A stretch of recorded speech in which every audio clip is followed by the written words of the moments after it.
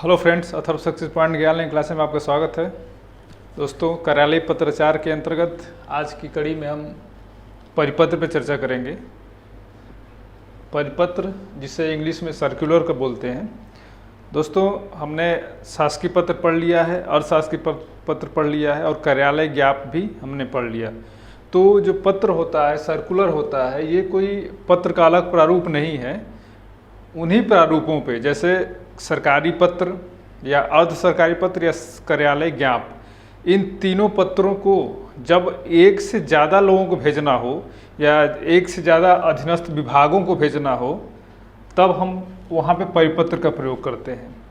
जैसे कुछ सूचनाएं ऐसी होती हैं जो किसी विशेष विभाग से संबंधित होती हैं, कुछ सूचनाएं ऐसी होती हैं जो समस्त विभागों को, पूरे राज्य के समस्त या पूरे देश के समस्त राज्य सरकारों को भेजनी हो। अगर भारत सरकार द्वारा, जैसे उदाहरण के तौर पर हम देखें तो कोविड-19 से संबंधित अगर स्वास्थ्य संबंधी सुरक्षाओं को ध्यान में रखा जाए, या कोविड-19 से संबंधित जो लैब स्थापित किए जा रहे थे, परीक्षण लैब, परीक्षण किट जो वितरित की जा रही थी, या मास्क लगाने संबंधित कोई सर्कुलर जो है, जब भारत सरकार स्वास्थ्य मंत्रालय द्वारा पूरे राज्य सरकारों को जारी किया जाता है, तो वहाँ भी हम क्या करेंगे, अब हर एक राज्य सरकार के लिए अलग अलग पत्र नहीं हम लिखा जाएगा मंत्रालय द्वारा।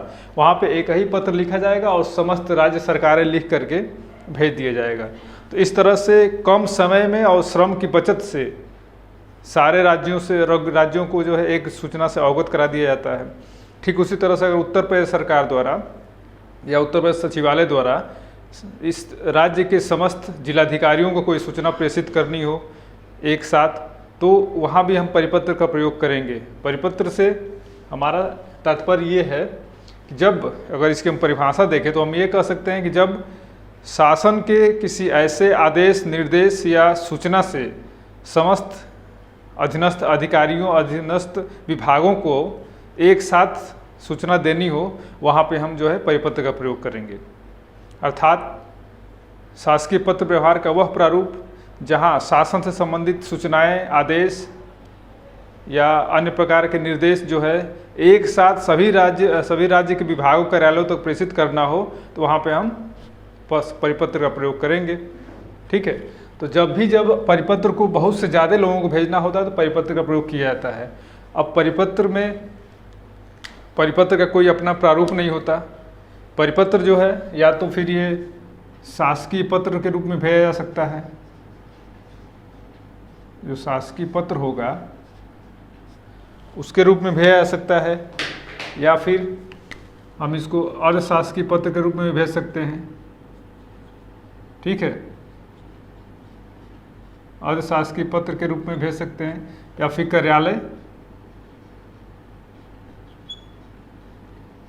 ज्ञाप के रूप में हम जो है अपने राज्य सरकार द्वारा अपने अधीनस्थ सभी कार्यालयों, विभागों को या अधीनस्थ अधिकारियों को सूचित करने के लिए इसी प्रारूप में जो पत्र भेजा जाता है तो उसको हम परिपत्र नाम दे देते हैं। अब परिपत्र जो है अलग से कोई, जिसे इसका प्रारूप था कि हम नियत प्रारूप था कहाँ पे सेवा में लिखेंगे, कहाँ पे हम महोदय लिखेंगे, ठीक इसका भी अशासकीय पत्र का भी एक प्रारूप है अपना, कार्यालय ज्ञाप का भी एक प्रारूप है। कभी कभी कार्यालय आदेश के रूप में भी एक ही विभाग से, एक ही कार्यालय से समस्त अधिकारियों को सूचित करना होता है, वहाँ भी परिपत्र जारी कर दिया जाता है। तो कार्यालय आदेश के रूप में भी सर्कुलर जारी किया जा सकता है। तो जब भी सर्कुलर जारी किया जाएगा, जिस पत्र के रूप में सर्कुलर जारी किया जाएगा, उसी पत्र के प्रारूप को परिपत्र जो है धारण कर लेता है। अर्थात परिपत्र का अपना कोई प्रारूप नहीं है, जिस पत्र के रूप में भेजा जाएगा उसी का रूप अपना धारण कर लेगा। ठीक है। तो अगर शासकीय पत्र के रूप में भेजा जा रहा है तो परिपत्र का जो स्वरूप होगा वो शासकीय के अनुरूप हो जाएगा। अशासकीय के रूप में भेजा जाता है तो अशासकीय पत्र का प्रारूप धारण कर लेगा, या कार्यालय ज्ञाप या कार्यालय आदेश के रूप में अगर भेजा जाता है परिपत्र तो इन्हीं के प्रारूप को वो धारण कर लेगा। तो हम इन चारों के प्रारूप को देख चुके हैं पहले, तो इसलिए हमें परिपत्र को समझने में कोई परेशानी नहीं होगी, क्योंकि अगर आप शासकीय पत्र के प्रारूप को जानते हैं तो परिपत्र को आराम से आप लिख सकते हैं। अशासकीय पत्र को जानते हैं तो वो भी आप लिख सकते हैं। तो परिपत्र जो है, अगर हम परिपत्र की विशेषताओं को समझना चाहें तो अगर सबसे पहले हम इसकी अगर परिभाषा देखें, तो अगर परिभाषा करते हैं तो परिभाषा में हम लिख सकते हैं कि शासकीय पत्र व्यवहार का वह प्रारूप शासकीय पत्र व्यवहार का वह प्रारूप जो शासन स्तर पर जारी आदेश, निर्देश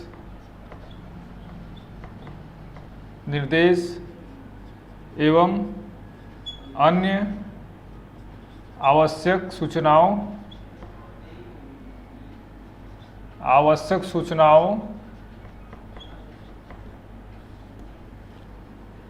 को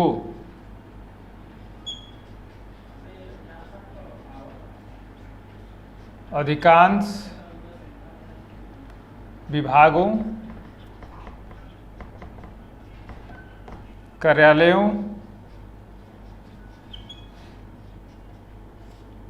अथवा अधीनस्थ अधिकारियों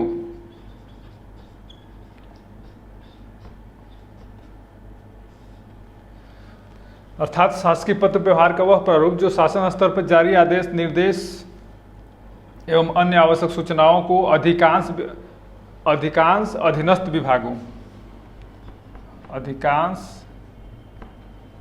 विभागों, कार्यालयों अथवा अधीनस्थ अधिकारियों तक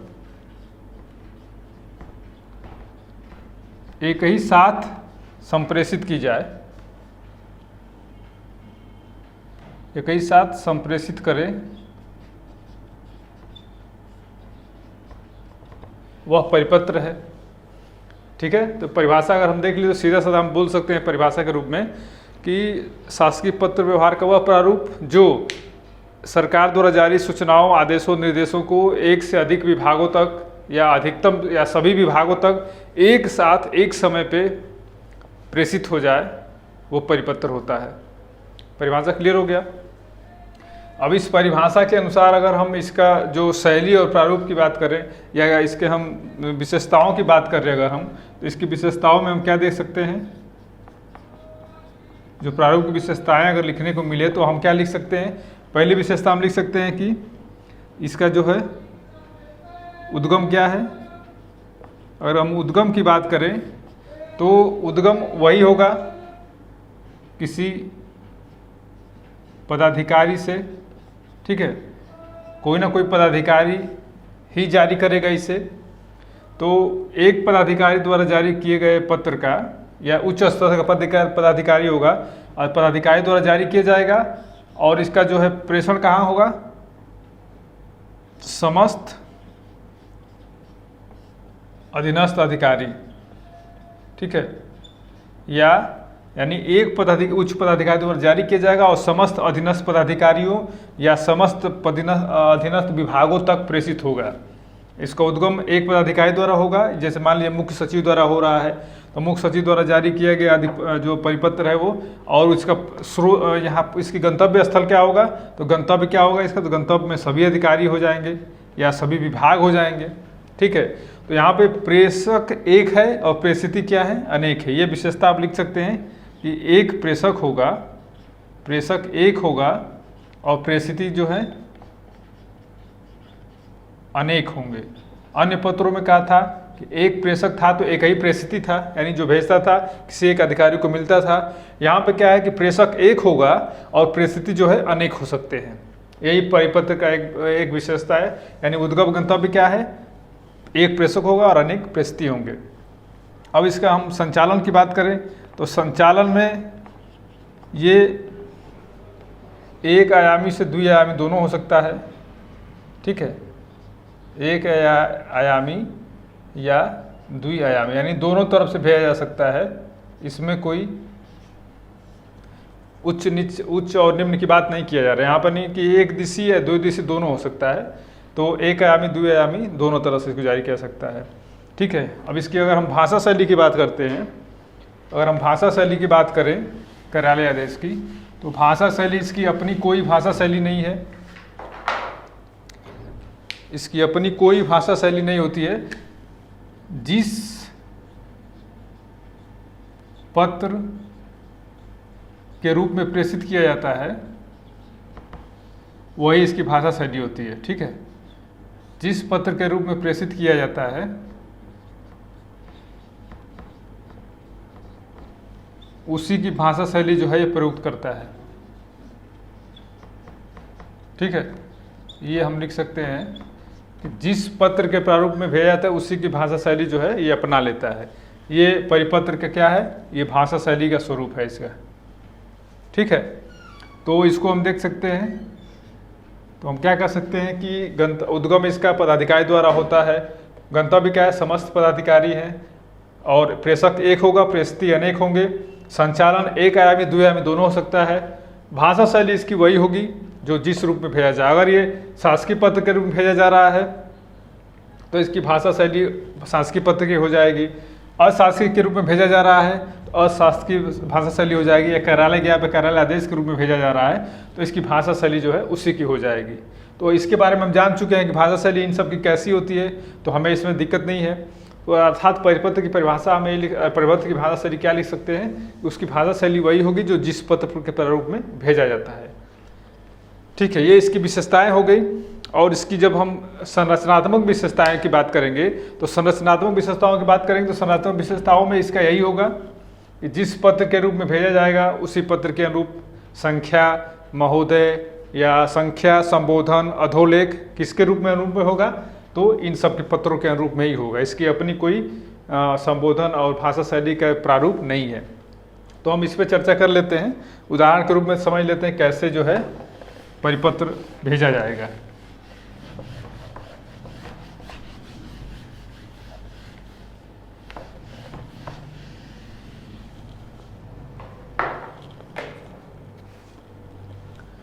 अब अगर मान लीजिए हम शासकीय पत्र और अशासकीय पत्र का तुलनात्मक विश्लेषण करते हैं, इन दोनों पत्रों को भेजते हैं तो कैसे इनमें क्या बदलाव किया जाएगा ये हम समझते हैं। अब यहाँ पे हम देख लेते हैं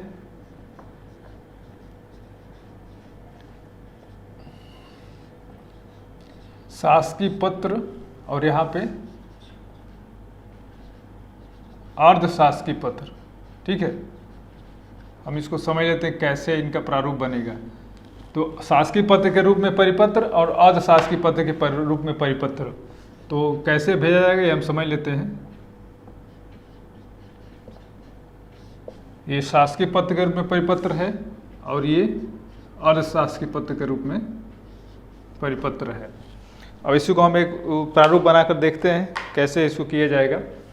तो शासकीय पत्र में जैसा कि आपको ज्ञात है कि क्या इसका प्रारूप होता है। सबसे पहले हम यहाँ क्या लिखते हैं, यहाँ हम क्या लिखते हैं, संख्या लिखते हैं। यहाँ पे क्या लिखते हैं हम, यहाँ पे लिखते हैं हम प्रेषक। ठीक है, यहाँ पे प्रेषक का क्या लिखते हैं हम, नाम, पदनाम, और यहाँ विभाग का नाम लिखते हैं।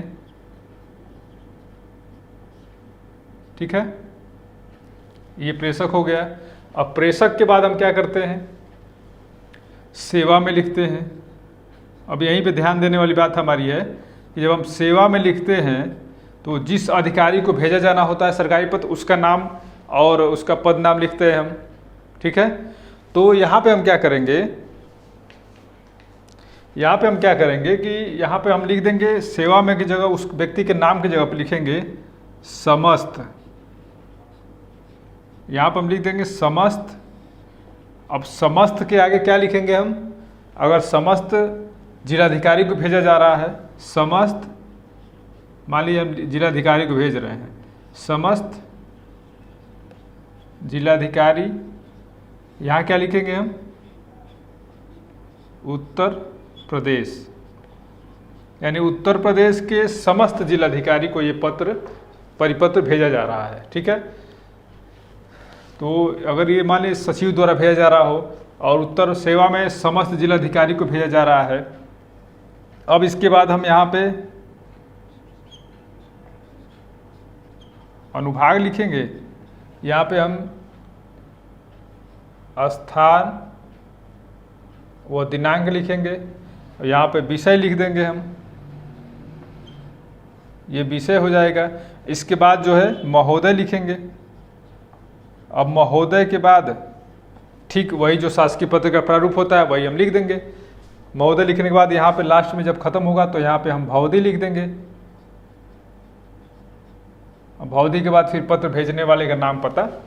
अर्थात इसमें हमें बस ध्यान देने वाली बात यह है कि जब भी हम यहाँ पे, अब यहाँ पे समस्त जिलाधिकारी, हमें यहाँ समस्त शब्द पे ध्यान देना है कि जब परिपत्र हो जाएगा तो हम यहाँ पे क्या करेंगे, समस्त शब्द लिखेंगे।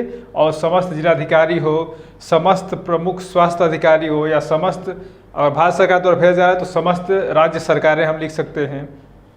ठीक है, इस तरह से हम परिपत्र का प्रारूप बनाएंगे जब जब वो शासकीय पत्र के रूप में होगा। इसके बाद भवदी लिखने के बाद उसके बाद प्रतिलिपि। प्रतिलिपि यहाँ पर जब प्रतिलिपि हम भेजना होगा तो हम प्रतिलिपि में क्या लिखेंगे, प्रतिलिपि निम्नलिखित को सूचनार्थ एवं आवश्यक कार्रवाई हेतु प्रेषित। ठीक है, ये हम प्रतिलिपि भेज देंगे आवश्यक कार्रवाई हेतु। और उसके बाद क्या करेंगे, हम यहाँ पे क्या लिखेंगे, समस्त जिलाधिकारी को भेज, समस्त जिलाधिकारी। फिर लिखेंगे समस्त, और भी अगर किसी को मान लें समस्त स्वास्थ्य अधिकारी,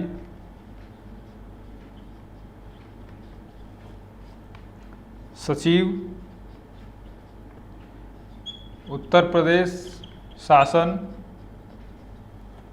या तमाम और भी चीज़ें हम इस तरह से प्रतिलिपि भेज देंगे। और फिर यहाँ से आज्ञा में लिख करके, यहाँ पे आज्ञा में जो व्यक्ति भेज रहा है उसका हस्ताक्षर करके हम इस तरह शासकीय पत्र जो है हम भेज सकते हैं। अर्थात हमें शासकीय पत्र के सारे प्रारूप को फॉलो करना है।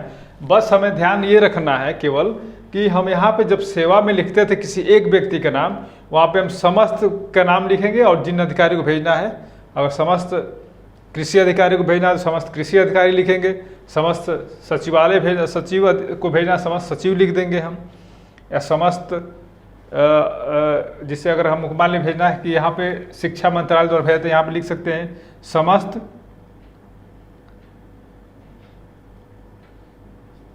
प्रधानाचार्य या समस्त, और मान लीजिए सभी डिग्री कॉलेजों को कोविड-19 से संबंधित कोई सुझाव देना हो तो हम लिख सकते हैं समस्त प्राचार्य।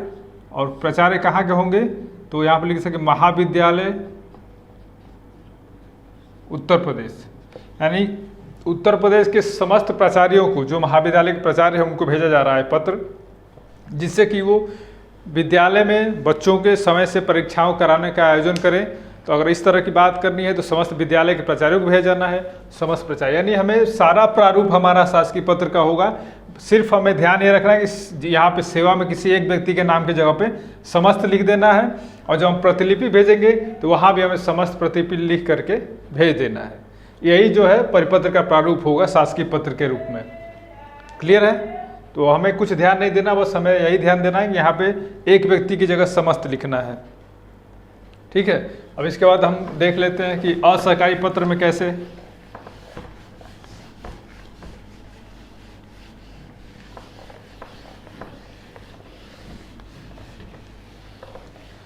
अब अर्ध सरकारी पत्र में भी यही प्रारूप अपनाना होता है। उसमें क्या करना होता है, अर्ध सरकारी पत्र में ध्यान देने वाली बात यह है कि हम सबसे पहले क्या लिखते हैं, यहाँ पे लिखते हैं हम अर्ध शासकीय पत्र संख्या। ठीक है, ये हम संख्या लिखते हैं। फिर क्या लिखते हैं यहाँ पे, विभाग, अनुभाग। ठीक है, और यहाँ पे हम क्या लिखते हैं, स्थान। ठीक है, ये हम ऊपर लिखते हैं। लेकिन अब हमें यहाँ ध्यान देना है कि हम अर्ध शासकीय पत्र संख्या तो भेज नहीं रहे, हम अर्ध शासकीय पत्र तो भेज नहीं रहे हैं। हमें क्या भेजना है, हमें परिपत्र भेजना है। लेकिन परिपत्र किस रूप में होगा, अर्ध शासकीय पत्र के रूप में होगा।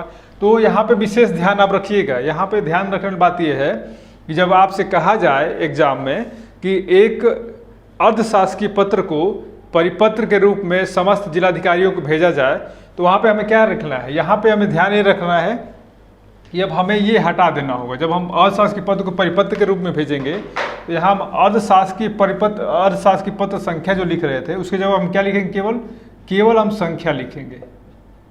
यहाँ पे हम अर्धशासकीय पत्र संख्या न लिख करके क्या लिखेंगे, केवल संख्या का उल्लेख करेंगे। क्योंकि ये अर्धशासकीय पत्र नहीं, ये परिपत्र है, तो हम यहाँ पे बस संख्या लिख करके छोड़ देंगे। ये हमारा प्रारूप होगा। अब इधर जो व्यक्ति भेज रहा है, आप जान रहे हैं कि ये भेजा जा रहा है उनके द्वारा,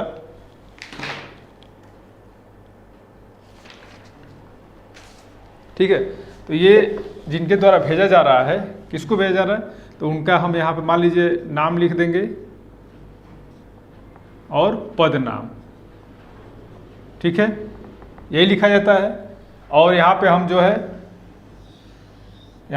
है प्रतीक चिन्ह लिख देते हैं। राज्य उत्तर प्रदेश सरकार का है तो वहाँ पे उत्तर प्रदेश सरकार का प्रतीक चिन्ह हो जाएगा,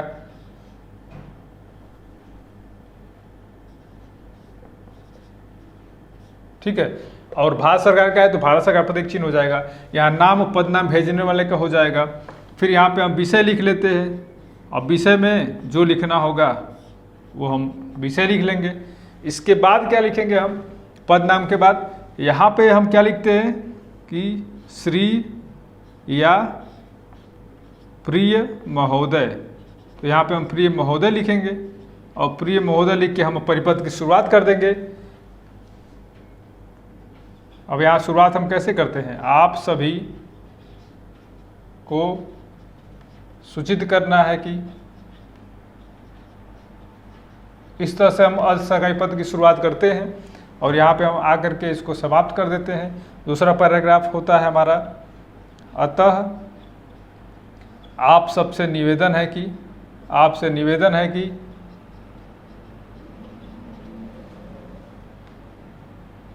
उपर्युक्त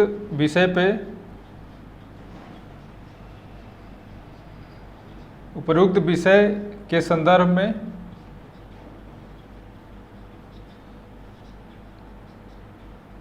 यथाशीघ्र कार्रवाई करने का कष्ट करें। अब यहाँ पर हम ससम्मान लिख के परिपत्र खत्म करते हैं।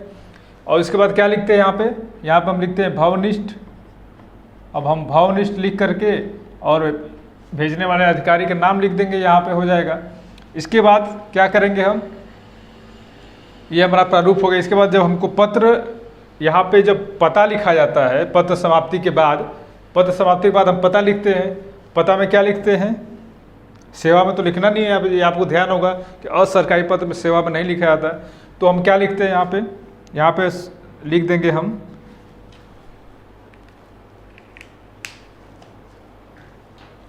अब जैसे हमने उसमें लिखा था, यहाँ पर लिख देंगे समस्त। अब समस्त में अगर जिलाधिकारी को भेज रहे थे तो समस्त जिलाधिकारी, ठीक है। अब समस्त जिलाधिकारी को लिख दिए हम। उसके बाद फिर यहाँ पे उनका पता लिख देंगे, ये हमारा हो जाएगा। कहने का आशय ये है कि हम सरकारी पत्र और असरकारी पत्र के रूप में पूरा प्रारूप लिखते जाएंगे। जहाँ पे उस व्यक्तिगत अधिकारी का नाम लिखा जाता था सेवा में करके, शासकीय पत्र में सेवा में लिखा, तो वहाँ पे हम समस्त अधिकारी का नाम लिखेंगे। समस्त लिख करके समस्त जिलाधिकारी, समस्त शिक्षाधिकारी, समस्त प्राचार्य, समस्त पुलिस अधीक्षक, किसको भी लिखना होगा वहाँ समस्त ला कर लिख देंगे। उसी तरह से अर्धसरकारी में यहाँ पे क्या लिखेंगे कि समस्त जिलाधिकारी को भेजना है, समस्त जिलाधिकारी लिखेंगे। समस्त पुलिस अधीक्षक को भेजना है राज्यों के, तो समस्त पुलिस अधीक्षक लिख देंगे। यानी इनका हम पता लिख करके यहाँ लिख देंगे। उसके बाद हम आज्ञा से लिख करके पत्र को भेज सकते हैं। तो इस तरह से हमने देखा कि परिपत्र में सीधा साधा कॉन्सेप्ट है कि परिपत्र चाहे अर्धसरकारी पत्र के रूप में भेजा जाए या सरकारी पत्र या सरकारी कार्यालय आदेश या कार्यालय ज्ञापन, जिस रूप में भी भेजा जाएगा उसी का रूप वो ग्रहण कर लेगा। इसका अपना कोई प्रारूप नहीं है, उसी की भाषा शैली अपनाया जाएगा। ठीक उसी तरह से परिपत्र को भी लिखा ही जाएगा। और बस हमें जहाँ एक व्यक्ति का नाम लिखना था वहाँ पे हम समस्त अधिकारी या समस्त जिसको भी भेजना होगा, जैसा आपसे प्रश्न में पूछा जाएगा, अगर आपसे कोई विषय नहीं दिया जाता है कि जैसे भारत सरकार के स्वास्थ्य मंत्रालय द्वारा सभी राज्य सरकारों के मुख्य सचिव को पत्र लिखा जाए ताकि वो कोरोना से संक्रमित व्यक्तियों के एक अलग हॉस्पिटल में इलाज कराने की व्यवस्था कराएं या उनके लिए सुरक्षात्मक किट उपलब्ध कराएं। इस तरह की बात की जाए तो वहाँ पर लिख देख सकते समस्त राज्य सरकारें, समस्त राज्य सरकारों के मुख्य सचिव, या फिर अगर उत्तर प्रदेश सरकार द्वारा समस्त जिलाधिकारियों को भेजा जा रहा है या समस्त मुख्य चिकित्सा अधिकारी को भेजा जा रहा है कोरोना के संबंध में, तो हम एक आधिकारिक जहाँ नाम लिखते थे यहाँ नीचे वहाँ समस्त स्वास्थ्य शिक्षा अधिकारी या समस्त मुख्य चिकित्सा अधिकारी या समस्त जिलाधिकारी जो भी लिखना होगा कर देंगे। अर्थात इन्हीं के प्रारूप पर जहाँ हमें एक लिया वहाँ पे समस्त लिख करके हम परिपत्र को भेज देंगे।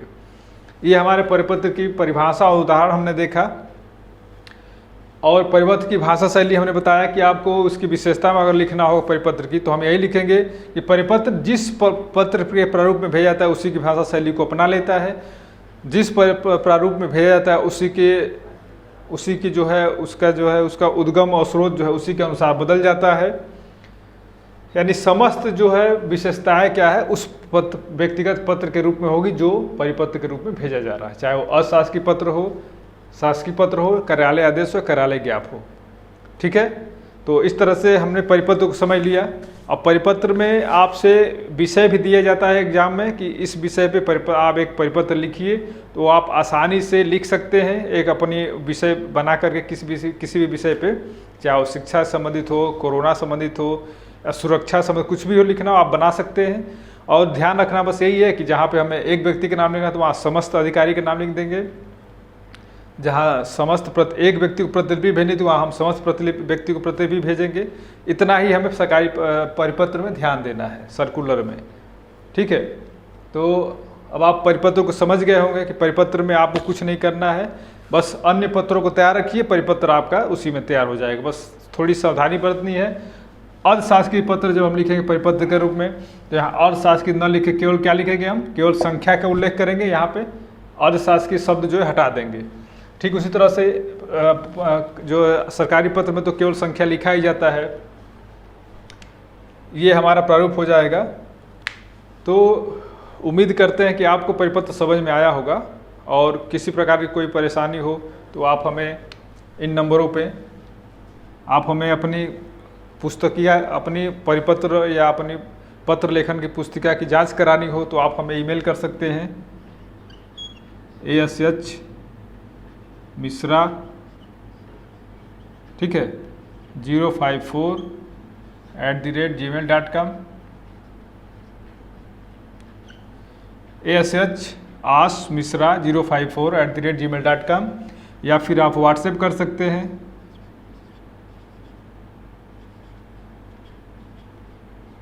इन नंबरों पे।